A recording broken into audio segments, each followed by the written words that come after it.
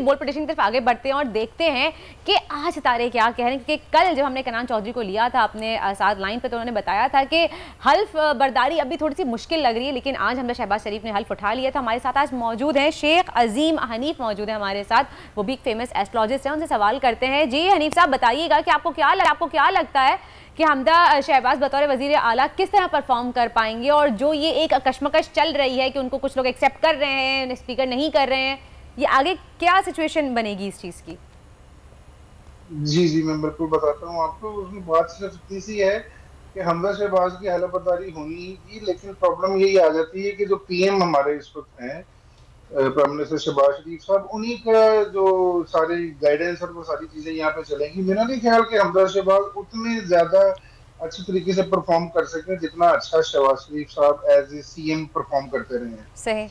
दूसरी, इस वीक की प्रोडिक्शन के बारे में बता दूं कि सियासी प्रोडिक्शन ये है कि इस वीक में वैसे तो ईद का वीक है, लेकिन ये है कि गर्मा गर्मी थोड़ी सी रहेगी। ईद सेकंड डे से या ईद वाले दिन शाम में कुछ चीजें एक्सप्लोर होंगी और बाकी सारी चीजें होंगी। ऐसा थोड़ा सा बात भी होगा, बारिश भी होगी कराची में स्पेशली। ऐसा हाँ, वो बड़ा अच्छा साइन है। वो भी प्रोडिक्शन है कि बारिश होगी और मौसम अच्छा हो जाएगा।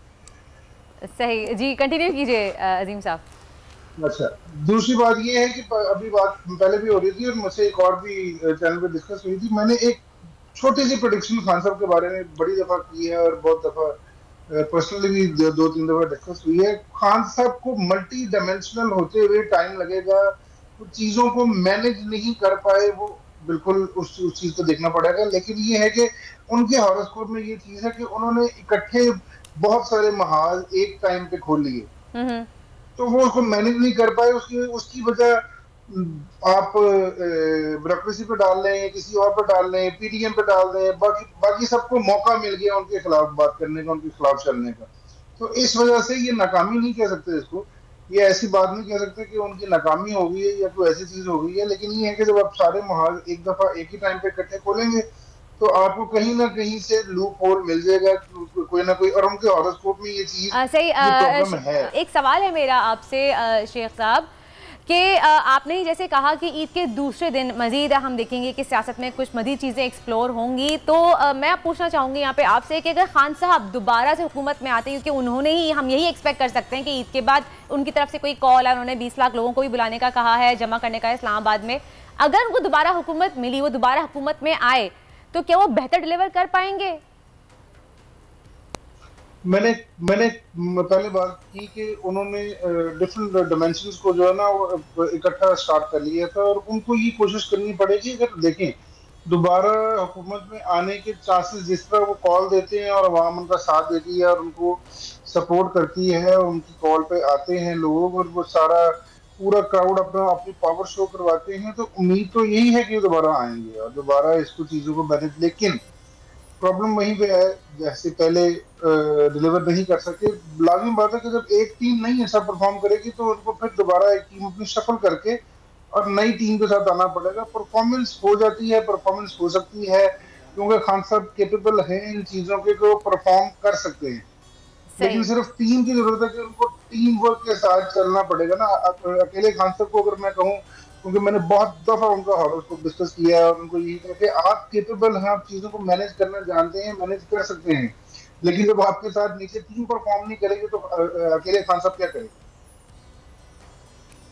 सही। ठीक है, वो तो हम सब देखते हैं, हमें पता भी है ये बात कि खान साहब जब एक कॉल देते हैं तो पूरा पाकिस्तान निकल के आ जाता है। वैसे एक बात यहाँ पे मैं ज़रूर कहूँगी कि खान साहब ने हम पाकिस्तानियों को, जो हम सूबे में डिवाइड हुए थे, उन्होंने एक कौम बना दिया है, एक आवाज़ पे सब बाहर निकल के आते हैं। अच्छा जी, आगे बढ़ाते हैं। एक और सवाल करना चाहूँगी मैं यहाँ पे आप सितारों के हवाले से ही कि बिलावल भुट्टो साहब जो है, उन्होंने अभी हल्फ उठाया, उनका मवाजना उनके नाना से बहुत ज़्यादा किया जा रहा है। तो आपको क्या लगता है, क्या वो अपने नाना की तरह डिलीवर कर पाएंगे, परफॉर्म कर पाएंगे, क्योंकि एक बहुत बड़ी जिम्मेदारी है उनके कंधों पे? अच्छा, मैं उनसे मिला हूँ 2-3 दफा और मैंने उनका हॉरोस्कोप भी देखा हुआ है। भुट्टो साहब की जहाँ तक मैंने हिस्ट्री पढ़ी है और सारा कुछ देखा है, बिलावल भुट्टो काफी मैच्योर पॉलिटिशियन बन सकते हैं, लेकिन अभी उसमें टाइम लगेगा। तो मेरा नहीं ख्याल कि उनका मुआवजा भुट्टो साहब के साथ उनके नाना के साथ किया जाए या वो उनके साथ उनका जो है ना वो कंपैरिजन किसी किस्म का किया जाए तो ऐसी कोई बात नहीं है, लेकिन ठीक है वो अभी मेच्योर होने में, बाकी चीजों में उनके पास गाइडेंस अच्छी है देखा जाए तो उनके फादर की, और बाकी सारी चीजें अच्छी हैं। पॉलिटिकली वो स्ट्रॉन्ग फैमिली से हैं, एक बहुत बड़ी वालदा के माँ के बेटे हैं, तो इसलिए वो सारे जीन में उनकी चीजें तो हैं। लेकिन अभी ये कहा जाए कि उनको भट्टो की जगह पे रखा जाए या भुट्टो साहब की जगह पे रखा जाए या उनके साथ कंपैरिजन किया जाए, मेरा ख्याल है ये थोड़ा ज्यादती होगी। चलें जी, सही है, ठीक है। अब बहुत बहुत शुक्रिया, थैंक यू सो मच सवालों का हमें जवाब दिया। बहुत सारी कन्फ्यूजन होती है, सियासी कशमकश होती हैं जिनके बारे में हम चाहते हैं कि हमें एक आइडिया तो मिल जाए, तो बहरहाल ये हमें आइडिया मिला। और देखें वैसे टाइम लगेगा, लेकिन ये नो डाउट इस बात पे कि बिलावल भुट्टो का जो एक बैकग्राउंड है वो बहुत ही स्ट्रॉन्ग पॉलिटिकल फैमिली से है, और फिर जरदारी साहब की पॉलिटिक्स तो पूरी दुनिया में मशहूर है, बहुत ज़्यादा चर्चे हैं उनके। Exactly, you are so right. Subscribe करें और बेल दबाएं ताकि कोई खबर रह न जाए।